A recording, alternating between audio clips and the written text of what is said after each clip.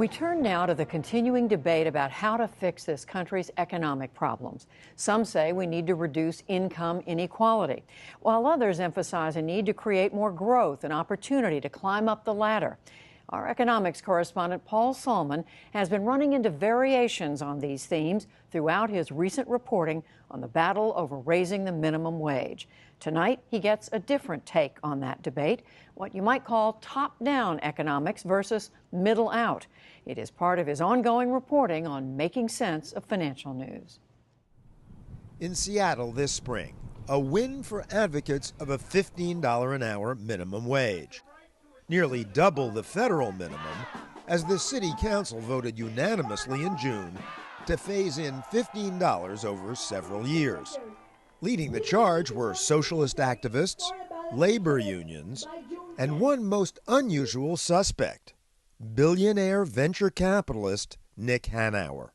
Stock certificate number 7 from Amazon.com from the IPO. A philosophy major who went to work in the family pillow company, where he's still CEO. Hanauer first made his fortune as investor number 7 in Amazon, then with a web ad firm, which we sold to Microsoft for $6.4 billion in 2007. At which point, Hanauer began publicizing his progressive views, as in this edgy 2012 TED Talk. It is astounding how significantly one idea can shape a society and its policies. Consider this one. If taxes on the rich go up, job creation will go down. If it was true, today we would be drowning in jobs. And thank you. The central tenet of Hanauer's economic philosophy, growth isn't top-down or even bottom-up, but as he puts it, middle out. The fundamental law of capitalism is if workers don't have any money, businesses don't have any customers. A thriving middle class is the source of prosperity in capitalist economies, not pouring money into rich people, right, which simply makes rich people richer. But trickle-down economics is true to some extent, right? I mean, rich people get money, and then they've got to either spend it or ultimately, like Buffett or Gates here in Seattle, give it away. But there's this upper limit on what we can spend. I drive a very nice car, but it's only one car. I don't own 1,000, even though I earn 1,000 times the median wage. We have run a 30-year experiment in what happens to an economy when you structure it to benefit the few at the expense of the many.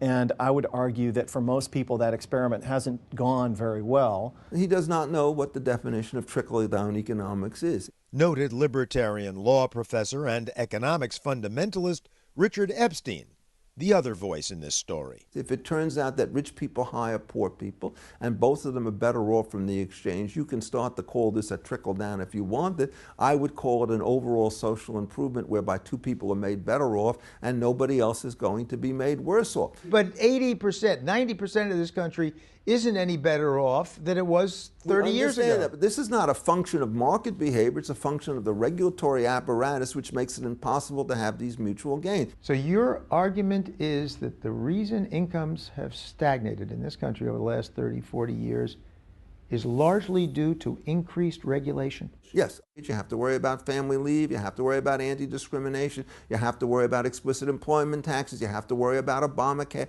you have to worry about OSHA, and then throw on top of that a recession. It turns out that the reduced demand coupled with the higher barriers to entry create the unemployment levels that we've had. But to Epstein, perhaps the looniest regulation is the minimum wage, or as he calls it, the guaranteed recipe to create massive unemployment. Don't you have to pay people, workers, enough so that there'll be enough aggregate demand so that they can buy what other people are producing? The question, of course, is how you get to aggregate demand. I want people to be able to take jobs at 2 cents an hour, if that's what it takes, so that a year from now they could earn $12 an hour. And if people are earning 2 cents an hour, how are they supposed to survive? Obviously, at some particular point, they're going to have 2 jobs. Or at 2 cents an hour, several hundred. But isn't that, well, absurd? No, it's not. You assume that the only return that a worker gets from a job is the wage consideration. That's just wrong. It's a whole variety of social skills that you acquire. Recommendations, connections, and network really matter. But wait a second, says Hanauer. Even if those skills were developed, isn't it better for consumers and companies to keep workers alive than taxpayers? The average age of a fast food worker today is 28 years old, and those folks are being paid poverty wages, and taxpayers are making up the difference in food stamps and Medicaid and rent assistance. Walmart earned $27 billion in profit last year. They could afford to pay their bottom million workers $10,000 more a year, raise all of those people out of poverty, save taxpayers billions of dollars, and still earn $17 billion in profit, right? It's simply nuts that we have allowed this to happen. But when I talk to employers, they talk about how workers don't show up on time, they don't have the basic skills, so why should a company pay more than the minimum wage when they're not getting anything more than minimum productivity?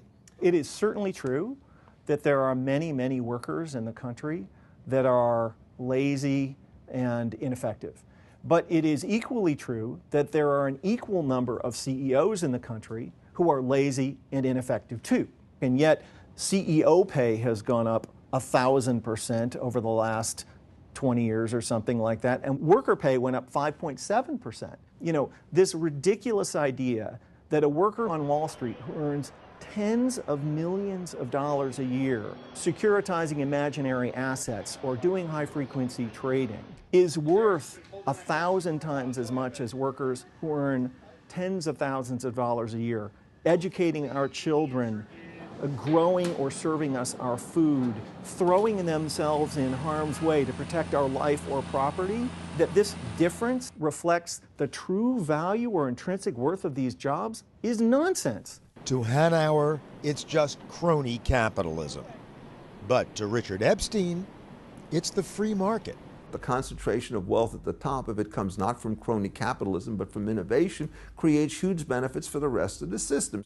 Bill Gates' billions, for example, are dwarfed, says Epstein, by the value consumers have gotten from Microsoft products.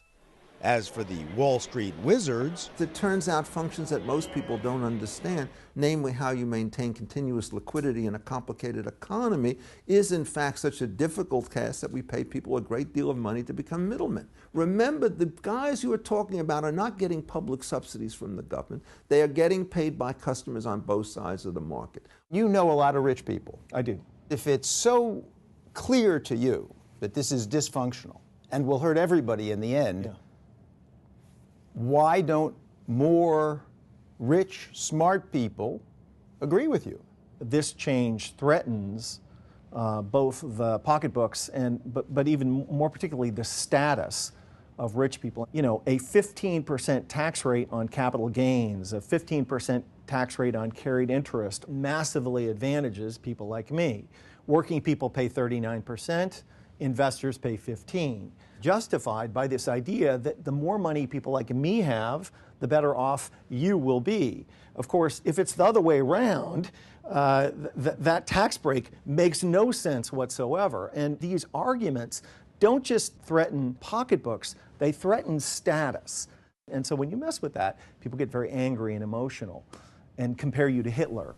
In fact, a number of prominent private equity partners, hedge fund owners, venture capitalists have denounced recent efforts to raise the favorable 15% tax rate on so-called carried interest, basically their fees, which seem like income, as a harbinger of Nazism. Epstein flatly rejects the comparison.